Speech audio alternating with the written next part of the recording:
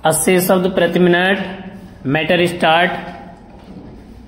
भारत में शासन प्रणाली प्रमुख रूप से कार्यपालिका, विधायिका और न्यायपालिका 3 संस्थानों पर आधारित हैं। ये तीनों राज्य के 3 अंग कहलाते हैं और संविधान में इनकी भूमिका एवं जिम्मेदारी को भली भांति परिभाषित किया गया है। इस व्यवस्था के अंतर्गत राज्य के तीनों अंगों के बीच अधिकारों का विभाजन सुनिश्चित किया गया है। संविधान में व्यवस्था की गई है कि प्रत्येक अंग अपने प्रभाव के दायरे में रहें और 2 अंगों को अतिक्रमण करने से रोके। इन तीनों को शासन के 3 स्तरों संघ, राज्य और स्थानीय निकाय से आच्छादित किया गया है। संविधान के अंदर 17वीं, 11वीं, 12वीं अनुसूचियों में तीनों स्तर की जिम्मेदारियों का सीमांकन किया है।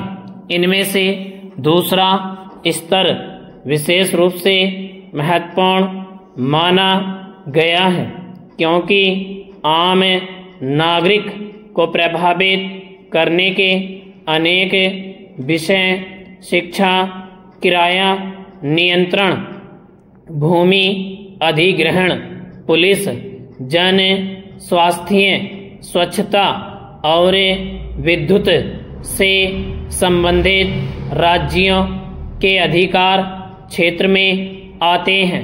अतः सुशासन की वास्तविक चुनौती राज्य स्तर पर सामने आती है। सुशासन सुनिश्चित करने के बारे में विधायिका की भूमिका पर सार्वजनिक बहस द्वारा नए सिरे से बल दिए जाने की आवश्यकता है। सुशासन राज्य के 3 अंगों की परिधि के अंदर आता है, लेकिन कार्यपालिका और विधायिका की भूमिका सुशासन सुनिश्चित करने में अधिक महसूस होती है। कार्यपालिका अर्थात सरकार की जिम्मेदारी शासन करने की होती है, जबकि विधायिका का दायित्व बेहतर शासन करना होता है।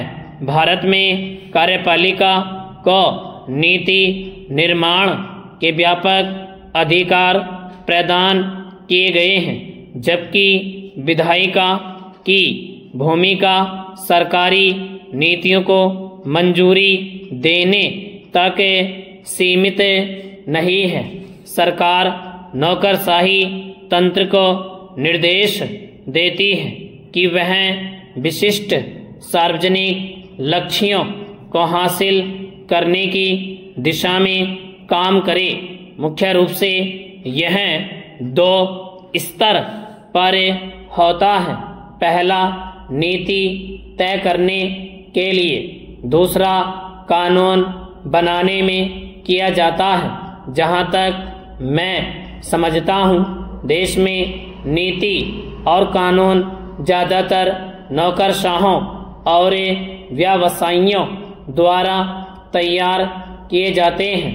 विधायिका की जिम्मेदारी विधानों का पुनरीक्षण करने और यह सुनिश्चित करने की है कि कानून लोगों की रुचियों को ध्यान में रखकर तैयार किए जाए।